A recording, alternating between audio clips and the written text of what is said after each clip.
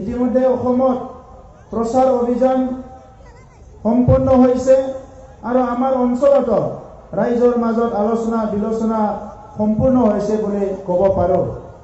আজি অসমৰ আমি জনগণ সৌভাগ্য বুলি ক'ব লাগিব। যোৱা 5টা বছৰত অসমত বিজেপিৰ নেতৃত্বত এখন চৰকাৰ চলি আছিলে। আমি নাগৰিক হিচাপে চৰকাৰৰ ওপৰত আমি বহুত কথাৰ কাৰণে নিৰ্ভৰ কৰোঁ আৰু সেই চৰকাৰ কোনোবা দলৰ নেতৃত্বই এই চৰকাৰৰ দায়িত্ব লয়, এই চৰকাৰৰ নেতৃত্ব বহন কৰে। বহুত সময়ত বহুত চৰকাৰ আমি দেখিলোঁ, বহুত নেতৃত্ব আমি দেখিলোঁ। নেতৃত্ব আহে আৰু যায়, চৰকাৰ আহে আৰু যায়। বহুত সময়ত আমাৰ এনেকুৱা অনুভৱ হয়, এই চৰকাৰ কেতিয়া যাব, এই চৰকাৰ কেতিয়া যাব, এই লিডাৰবিলাক কেতিয়া কাম শেষ কৰিব। বহুত সময়ত আমাৰ ৰাইজে সাফোকেটেড অনুভৱ কৰে। কিন্তু যোৱা 5টা বছৰ কেনেকুৱা গ'ল আমি অনুভৱেই কৰিব নোৱাৰিলোঁ। আৰু আজি আমি চবে এইটো অনুভৱ কৰিলোঁ, চৰকাৰ আৰু কেইদিনমান থাকিলে ভাল হ'লহেঁতেন। চৰকাৰ এতিয়াই শেষ হ'ব নালাগিছিলে। 5টা বছৰ আমাৰ কাৰণে খুব ছুটি যেন লাগিছে এইবাৰ, হয়নে নহয়? 5টা বছৰ আমাৰ কাৰণে ছুটি যেন লাগিছে।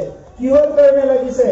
যে যোৱা 5টা বছৰত ভাৰতৰ প্ৰধানমন্ত্ৰী নৰেন্দ্ৰ মোদী ডাঙৰীয়া, ভাৰতৰ গৃহমন্ত্ৰী অমিত শ্বাহ ডাঙৰীয়া অসমখনত সঘনে যি তেখেতসকলে অহা যোৱা কৰিছে, অসমৰ ৰাইজক ইমানখিনি মৰম দিছে, এই কথাটো লৈ পেলাই আমি উপলব্ধি কৰিছোঁ কি আমাৰ নেতাবিলাক আমাৰ ওচৰতে আছে।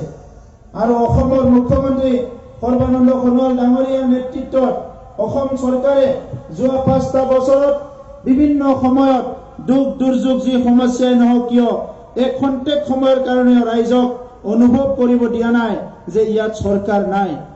কৰোনা ভাইৰাছৰ সময়তে হওক, বিভিন্ন সময়তে হওক, প্ৰত্যেকটো মুহূৰ্তত ৰাইজে অনুভৱ কৰিছে যে আমাৰ নেতা আছে আৰু আমাৰ চৰকাৰ আছে।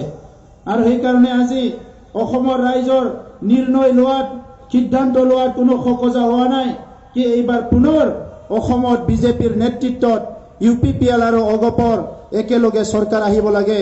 এই ডিচিশ্যন লোৱাত, এই সিদ্ধান্ত লোৱাত ৰাইজৰ খোকোজা হোৱা নাই। আজি আমি শুনিবলৈ পাইছোঁ অসমত মহাজোঁট বুলি এটা টিম হৈছে। এই মহাজোঁটত কংগ্ৰেছ আছে, UDF আছে, BPF আছে। মহাজোঁটে বিভিন্ন কথা কৈছে, তেখেতসকলে চৰকাৰ গঠন কৰিব, বহুত MLA জিকিব।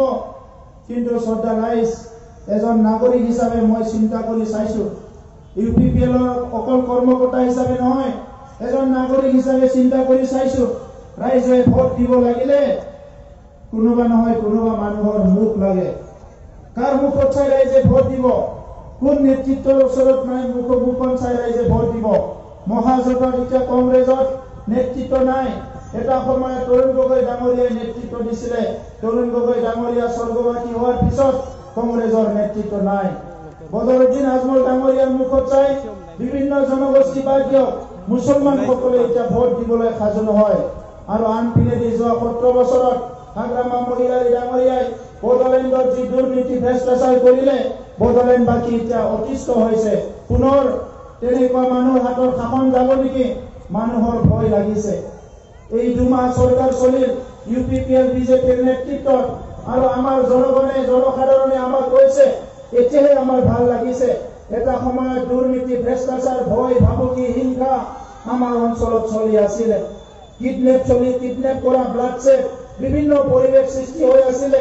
কিন্তু যোৱা 2020 চনৰ 27 জানুৱাৰীত এখন চুক্তি হৈ যোৱাৰ পিছত আমাৰ ইয়াত বসবাস কৰা 35 লাখ জনসাধাৰণ, বড়ো, গোৰ্খা, আদিবাসী, ৰাজবংশী সকলো জাতি জনগোষ্ঠীয়ে নিৰাপত্তা পাবলৈ সক্ষম হৈছে, শান্তি পাবলৈ সক্ষম হৈছে।